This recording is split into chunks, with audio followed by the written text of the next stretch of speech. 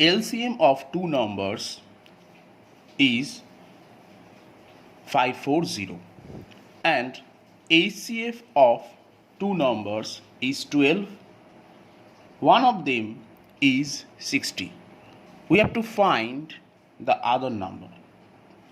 অর্থাৎ দুটি সংখ্যার লসাগু 540 এবং গসাগু 12, তাদের মধ্যে একটি 60 হলে অপরটি কত?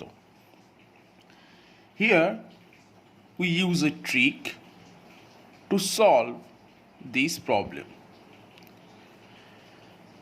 The trick is that we first write the LCM, that means 540, multiply the LCM with H.C.F, and H.C.F is 12,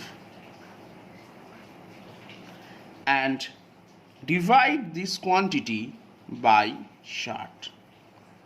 অর্থাৎ আমরা লসাগু এবং গসাগুকে গুণ করলাম, গুণ করার পর সেই গুণফলটিকে একটি সংখ্যা অর্থাৎ 60 দিয়ে ভাগ করে দিলাম।